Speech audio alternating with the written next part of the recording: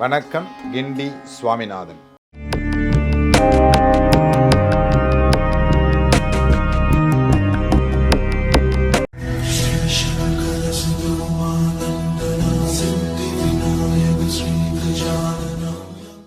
அன்பு அப்படிங்கிறது அளவுக்கு அதிகமானால் அமிர்தமும் விஷமாகும். தலகணம் கொடுத்துரும். இந்த தலைகணம் கொடுக்கக்கூடிய சில விஷயங்கள். ஏன்னா நாம எப்பொழுதுமே நம்மை மீறி நடக்கக்கூடிய காரியங்களிலிருந்து நாம் விடுபட வேண்டும் என்றால் அளவுக்கு மீறி அடுத்தவரிடத்தில் அன்பு செலுத்துவதும் நம்பிக்கை வைப்பதும் தவறான செயல். திரௌபதி, பாஞ்சாலி, இந்த பாஞ்சாலிக்கு எப்பொழுதுமே ஒரு கர்வம் உண்டு. ஏன்னா அவ அக்னியிலிருந்து தோன்றியவள். இந்த கர்வம் என்ன அப்படின்னா, தன்னுடைய சகோதரன் கிருஷ்ணன் துவாரகையில் இருக்கிறான். என்னை விட கிருஷ்ணரை பக்தியோடும் அன்போடும் பார்ப்பதற்கு யாருமே இல்லை. நான் தான் கிருஷ்ணர் மீது அதீத அன்பு கொண்டவள் அப்படின்னு இந்த பாஞ்சாலிக்கு ஒரு தலைகணம் அப்படின்னு சொல்லலாம். பாஞ்சாலிக்கு அதெல்லாம் சொல்ல முடியுமா? தெய்வத்தாய். அவளுக்கும் ஒரு அதீத அன்பு. அந்த பாஞ்சாலியினுடைய எண்ணத்தை மாற்ற வேண்டும் அப்படின்னு கிருஷ்ணர் நினைக்கிறார்.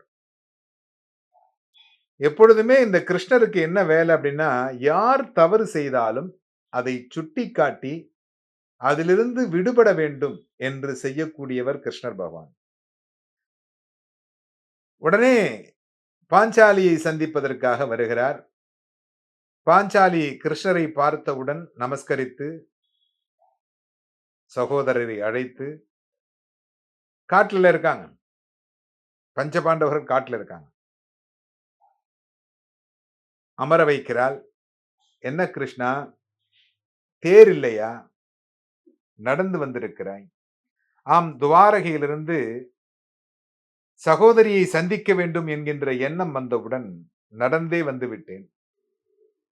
உன்னை சந்திக்க வேண்டும் என்பதற்காகவே நடந்து வந்தேன். அப்படியா?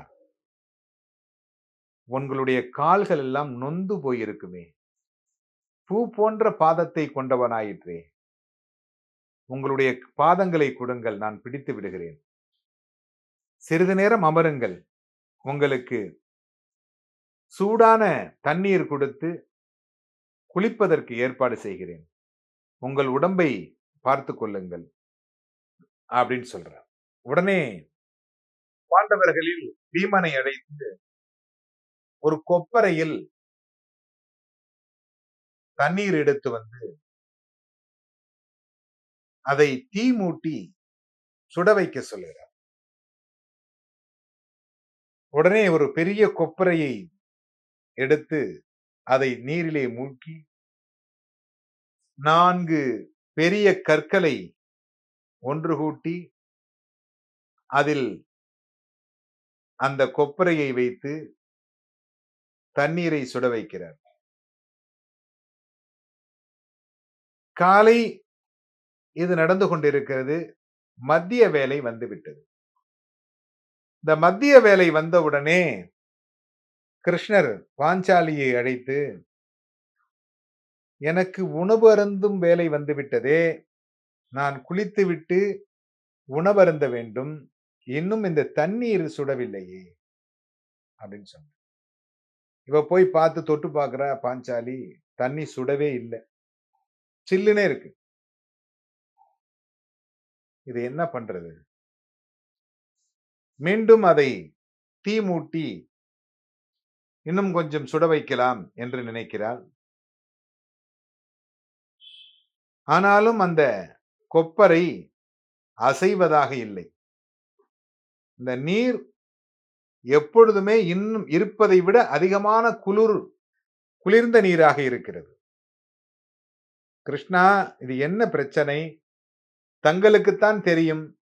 இந்த நீர் சுடவில்லையே அப்படின்னு பாஞ்சாலி சொல்றார். உடனே கிருஷ்ணர் அந்த கொப்பரையை தலைகீழ் கவுக்கிறார். கவிழ்க்கின்ற பொழுது அதிலிருந்து ஒரு தவக்கலை தேரை துள்ளி குதித்து ஓடுகிறது. "இல்லை கிருஷ்ணா" என்று பாஞ்சாலி கேட்கின்றது. இல்லை, அந்த தவளை கிருஷ்ணா கிருஷ்ணா என்று என்னை அழைத்துக் கொண்டே இருந்தது. ஜீவராசி அது ஓர் உயிர் என்று பெயர். தவக்கலைக்கு ஓர் உயிர் அப்படின்னு பெயர். நாமெல்லாம் 5 ஜீவராசிகளை பார்க்கிறோம். ஓர் உயிர். அதுக்கு பேச வராது.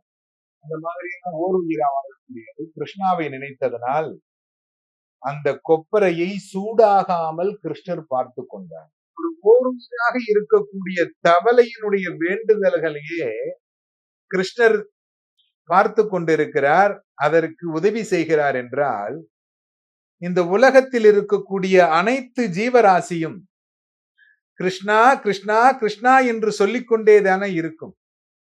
நாம் மட்டும் இந்த கிருஷ்ணரை பூஜிக்கிறோம் என்று நினைத்து விட்டோமே அப்படின்னு சொல்லி இந்த பாஞ்சாலிக்கு மனது வருத்தமாக இருந்ததாம். பாஞ்சாலியினுடைய கர்வம் குறைந்ததாம். நாம் மட்டும்தான் கிருஷ்ணரை வணங்குகிறோம், நாம் மட்டும்தான் கிருஷ்ணரை போற்றுகிறோம் அப்படின்னு நினைச்சுக்கிட்டு இருந்தா இல்லையா? ஆனா அது மாதிரி கிடையாது. அனைத்து ஜீவராசிகளும் இந்த கிருஷ்ணரை வணங்கிக் கொண்டே இருக்கிறது. ஏன்னா இந்த கிருஷ்ணர் பாதம் படாத மரங்கள் இயங்குமாம். கிருஷ்ணர் பாதம் படாத இடங்கள் இயங்குமாம். அப்படிப்பட்ட அவதார புருஷனாக இருக்கக்கூடிய கிருஷ்ண பரமாத்மாவை நாமும் வணங்கி வெற்றி அடைவோமாக.